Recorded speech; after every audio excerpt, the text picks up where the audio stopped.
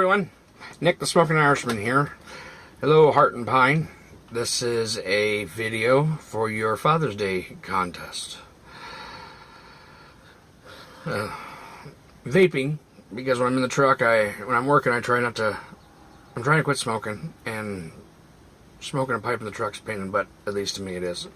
So I bought this thing to help quit smoking and to, keep me all nicotined up while I'm driving the truck. So anyway, this is a video for your Father's Day contest. This is a hard one for me because I have had the pleasure of having both my father and a wonderful stepfather. So I'm going to tell a video or story about both of them, because I don't want to leave out one. My father passed away on April 1st of 2000. So I've got 20 years worth of stories to tell you. But one of the things that I remember the most about Dad is Dad was a big car guy, and he was a big Dodge and Mopar guy. And he had a 1970 Dodge Charger that he had for years, and he had restored it to show quality. And it had a 446 pack engine in it. Started out, when he restored it the first time, it started out gray with a black vinyl top. And Dad owned an upholstery shop, and he redid the interior in it. And he showed it like that for years before he redid it again. And when he redid it again that time, he painted it red and made it, which wasn't a true RT for 1970 Dodge Charger RT. It wasn't true as far as it didn't come off the factory line like that, but Dad put the door scoops on it and painted it bright red with a black vinyl top and the racing stripe that Dodge put around the rear end. Showed it like that forever, and it was called Rowdy, because that kind of sounds like my last name. Rowdy 70, and he showed it all over the place. And I mean, one of the DJs at all, DJs at all these car shows, they have, when Dad pulled in, his name was Rick. When Dad would pull into the show to do his, oh, and I forgot to tell you, he redid the interior in that too, because Dad, again, owned an upholstery shop, and he redid car interiors and, furniture and things like that. But when he would pull into the shows to enter into the show, the DJ always said everybody just shook their head because they knew that they were getting beat. And I'm not trying to bag, but Dad's car was nice. They knew they were getting beat, and they knew that they were getting beat by Best of Show, and they were probably going to get beat for best interior, because Dad's work was, Dad did really good work. His dad showed him how to do it, and my dad did some of the best work in the area, or probably the best work in the area. So we would spend our summers as kids riding in the back seat of that 1970 Dodge Charger to car shows with Dad up front and Mom in the passenger seat. And it was a lot of fun. Learned all about cars. I mean, Mrs. Smoking Irishman tells me, she says to me, "How do you know that's what that is?" I grew up at car shows. Dad was, we have a big summer festival here in the town I live in. It's called the Petunia Festival. And Dad used to be the chairman of that car show. And of course his car was there for the show, but it was never judged.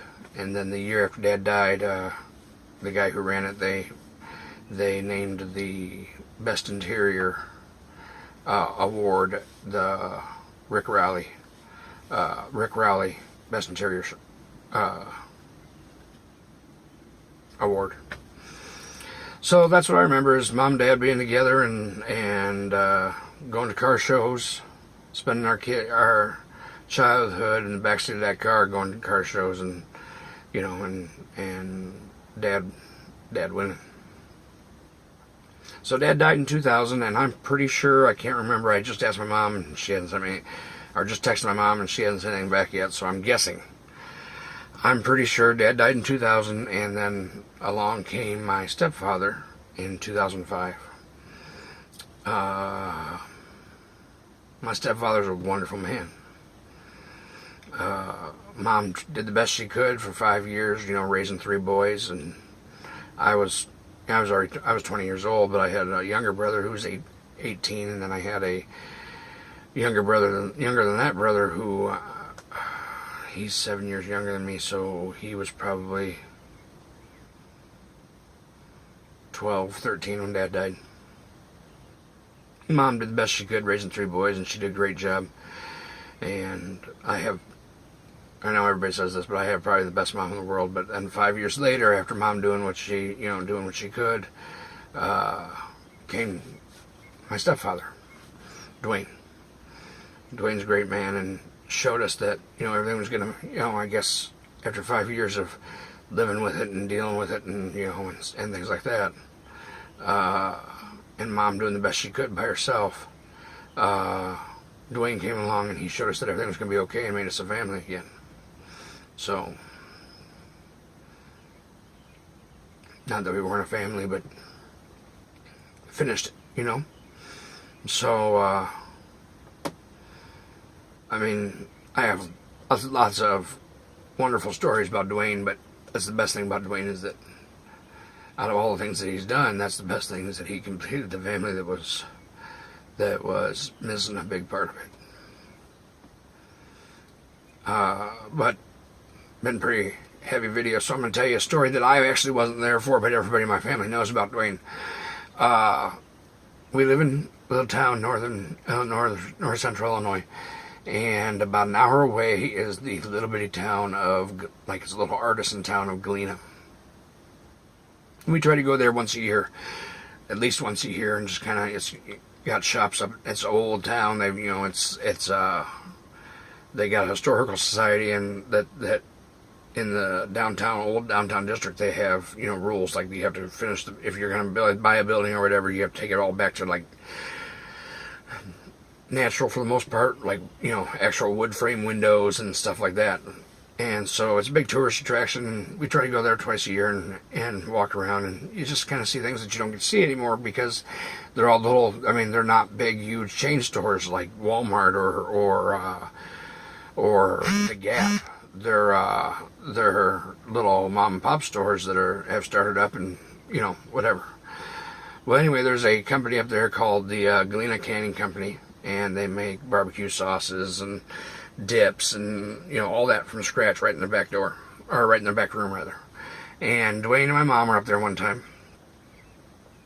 and they have all these little test samples out that you can test the food, test all the stuff that they make.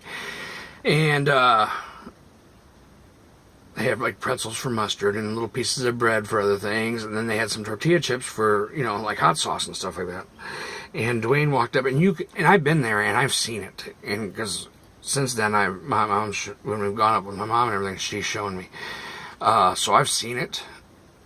You can look at this hot sauce and tell that it's hot. You